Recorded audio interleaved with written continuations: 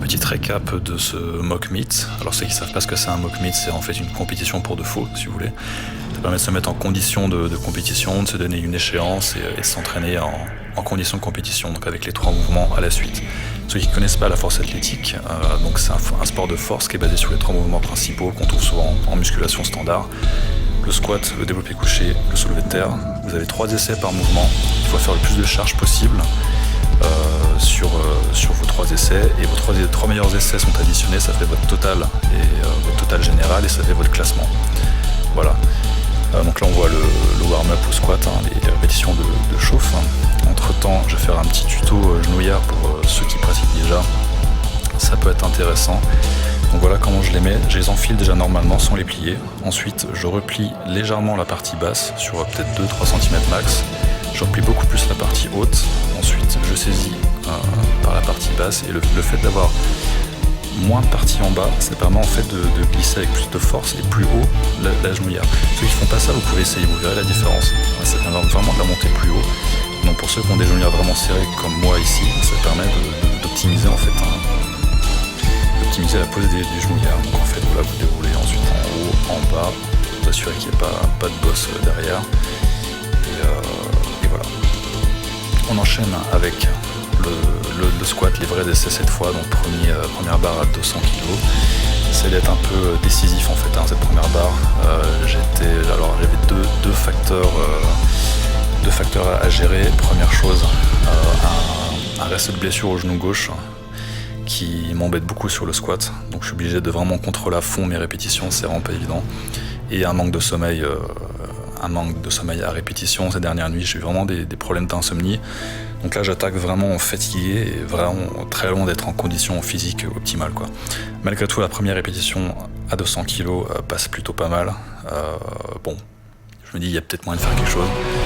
On monte à 210.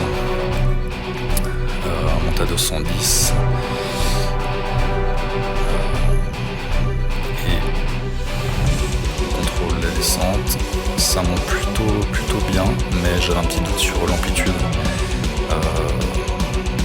Donc là c'était un peu qui tout double. C'était soit 2 rouges, un blanc, 2 blancs, 1 rouge en compétition. Donc le troisième essai à 215.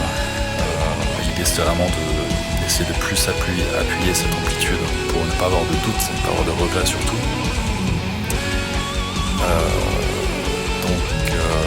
Là, après la 210, j'ai eu un coup de fatigue, j'ai eu des petites étoiles, je me suis dit c'est mal parti.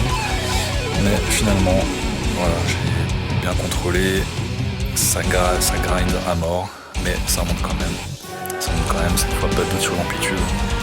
Donc déjà une bonne satisfaction de pouvoir sortir 5 kg en dessous de ma meilleure barre avec cette fatigue accumulée sur les derniers jours. On enchaîne avec le développé couché, donc première barre à 122,5. Rien de particulier, c'est une barre normalement facile pour moi. Donc là ça monte plutôt bien, mais pas aussi bien que ce que j'aurais voulu. Alors petite parenthèse sur les chaussures, vous avez pu voir que j'ai changé de chaussures entre le squat et le développé couché. Le squat c'est les chaussures rouges, là les à 10 €, c'est des semelles plates. J'ai pas besoin de surélévation du talon. Parce que j'ai de la mobilité de cheville pour. Là, pour le développé couché, c'est Powerlift 3, donc avec le talon surélevé, ça permet de soulager un petit peu la tension dans les genoux. Parce que moi, cette position-là, vous voyez là, ce arch, le leg drive, ça me tire un peu dans les genoux, donc ça me permet vraiment de relâcher un peu cette tension. La deuxième barre à 130, et ça bug parce que techniquement c'était pas au point. Le point de descente, le point de départ de la barre en haut était pas bon, elle était trop en avant, je sais pas pourquoi. Donc c'est pas grave, on remet ça au troisième essai. Là il fallait que ça passe, à tout prix. Donc on voit tout le setup ici. Première chose que je fais, ceux que ça intéresse, je cale les omoplates, les épaules en position basse. Ensuite je prends mes marques sur la barre. Je place mes pieds. Ensuite, je crée ce arch. Une fois que je suis au maximum de ma possibilité, je déraque. Je repose aussi peu que possible. On contrôle, on descend, la pause, on monte, on bloque et on rack, comme en compète. Voilà. Sauf qu'il n'y a pas de juge, mais bon, ça aurait été à peu de choses près la même chose. Donc cette fois, ça monte.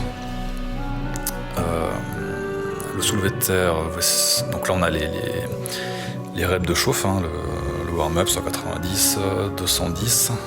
Donc là, la fatigue commence vraiment à se faire sentir après déjà quelques heures de squat développé couché. Là, il fallait vraiment chercher dans les dernières réserves d'énergie. Là, c'était vraiment purement du mental, quoi. Purement du mental. Dernière barre de chauffe à 230 qui va monter vraiment bien en fait. Le ressenti en fait psychologique, mental était vraiment très dur, mais physiquement ça allait pas trop mal en fait. Donc il fallait que je lutte contre cette fatigue mentale, quoi, cette envie juste de me poser et de dormir. Il fallait que je lutte contre ça avec toute la volonté que je pouvais trouver. Monter ces barres restantes, quoi.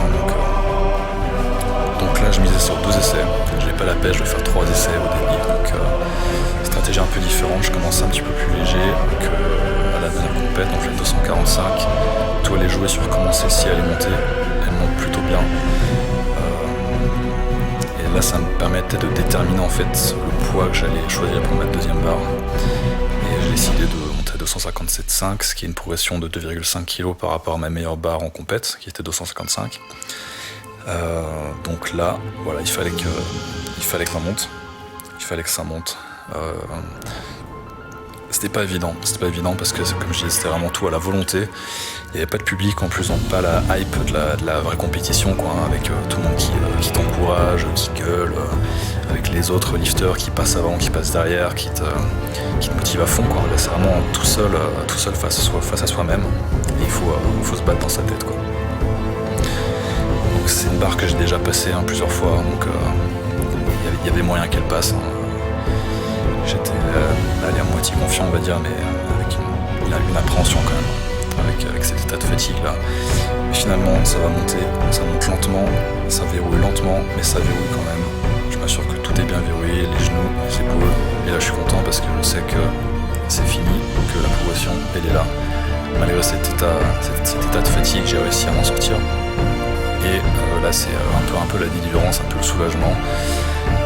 Voilà, je montre que c'est tout dans la tête. En tout cas, cette fois-là, c'était tout dans la tête, vraiment. Toute ce mock meet, c'était vraiment tout au mental. C'était pas le moment idéal physiquement pour moi de faire ça, mais encore une fois, c'était une échéance. J'avais pas le choix. Quand il y a une compétition, on peut pas dire je suis pas en forme, je la ferai plus tard. Non, il y a une date, il faut y aller. Voilà. On voyait un petit peu l'état de mes mains après le deadlift, mais ça, c'est dû à ma barre qui est hyper dure. Mais bon, voilà, plutôt content pour cette fois. Et on remet ça dans quelques semaines.